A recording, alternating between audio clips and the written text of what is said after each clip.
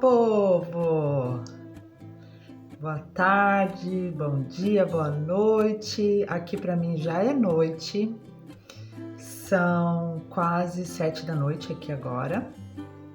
Eu tô falando direto de North Carolina, Carolina do Norte, nos Estados Unidos. Tô aqui já tem uma semana e eu vim para fazer o intercâmbio de treinamento em gerência, né? E aí hoje eu queria falar com você que já está estudando um pouquinho de inglês há algum tempo.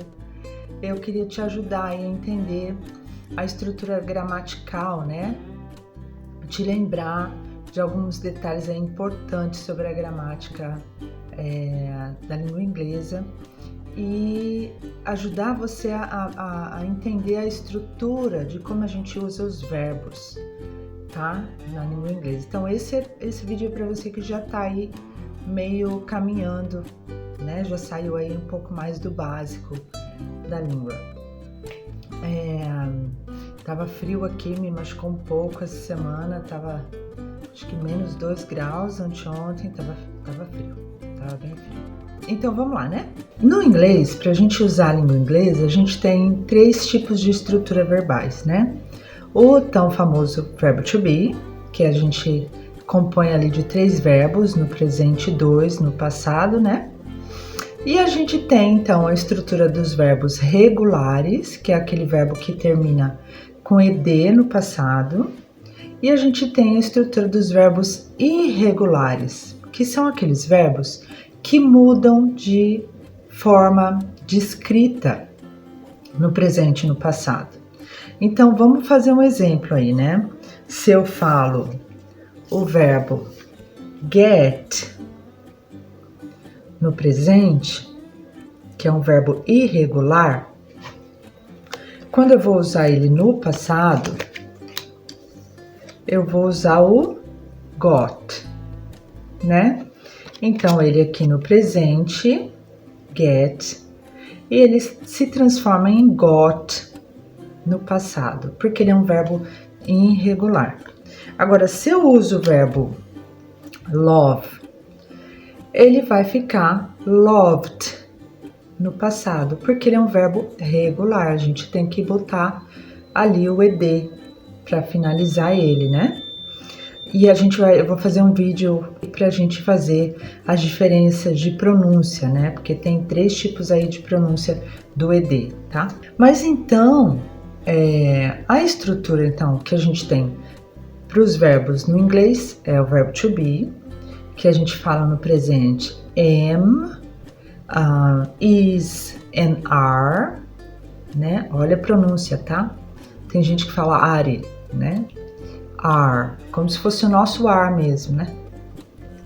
E aí depois a gente tem a estrutura do verbo to be no passado, que é o was e o were, tá? Lembrou? E a gente então entra para aquelas 2 listinhas que não tem outra forma da gente aprender a não ser lendo muito, a não ser ouvindo muito música, vendo muito filme, para você ir pegando as diferenças, né? Dos verbos ali, quando você estiver lendo, ouvindo alguma coisa, né? Então, o que acontece? Se eu vou usar a estrutura do verbo irregular, eu tenho que lembrar que o verbo no presente ele é escrito de uma forma e o verbo no passado vai ser escrito de outra forma. Igual o exemplo que eu te dei, get e got. Irregular. Agora, se eu vou usar um verbo regular, eu tenho que lembrar que ele vai ficar com ed na forma no passado. Então, se eu falo o verbo love, que está no presente, vai ficar loved quando ele estiver no passado, tá? E aí, daqui a pouco eu vou te mandar um outro vídeo te ensinando como é que a gente usa esses verbos para eu fazer pergunta e para eu fazer uma negativa. Como é que eu nego usando os verbos, né? Tem um auxiliar, lembra do tal do auxiliar? Se você sabe do que eu tô falando, põe aí nos comentários. Deixa aí, qual que é o auxiliar que a gente usa em inglês para fazer pergunta e pra negar. Tá bom?